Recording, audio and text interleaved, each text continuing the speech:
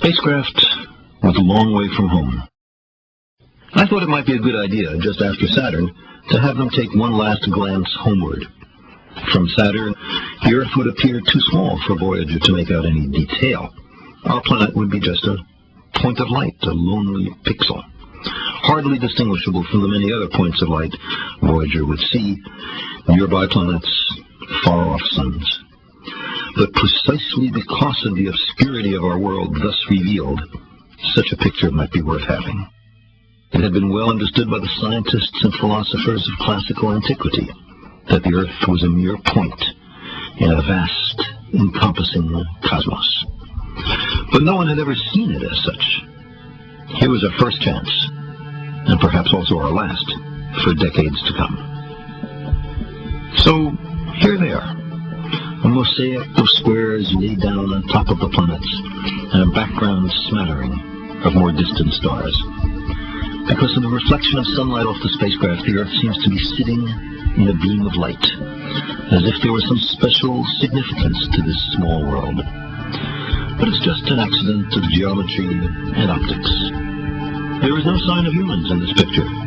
Not our reworking of the Earth's surface, not our machines, not ourselves. From this vantage point, our obsession with nationalism is nowhere in evidence. We are too small. On the scale of worlds, humans are inconsequential, a thin film of life on an obscure and solitary lump of rock and metal. Consider again that dot. That's here. That's home. That's us.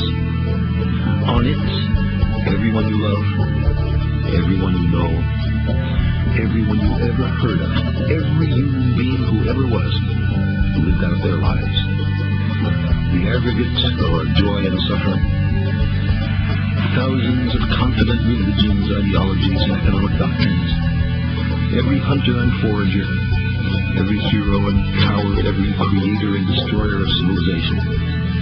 Every king and peasant, every young couple in love, every mother and father, hopeful child, inventor and explorer, every teacher of morals, every corrupt politician, every supreme leader, every superstar, every saint and sinner in the history of our species lived there, on a mote of dust, suspended in sunbeam. The Earth is a very small stage in a vast cosmic arena. Think of the endless cruelties visited by the inhabitants of one corner of this pixel on the scarcely distinguishable inhabitants of some other corner.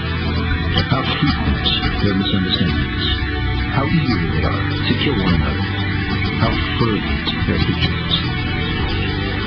Think of the rivers of blood spilled by all those generals and emperors, so that in glory and triumph they can become the momentary masters of a fraction of a dot.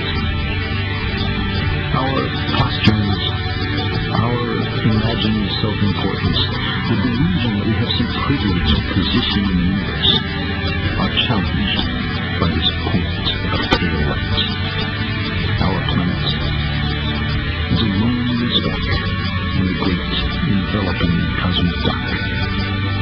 In our obscurity, in all this vastness, there is no hint that help will come from elsewhere to save us from ourselves. Like it or not, for the moment, the Earth is where we make our stand. It has been said that astronomy is a humbling and character-building experience. There is perhaps no better demonstration of the folly of human conceits than this distant image of our tiny world. It underscores our responsibility to deal more kindly with one another and to preserve and cherish the only home we ever know.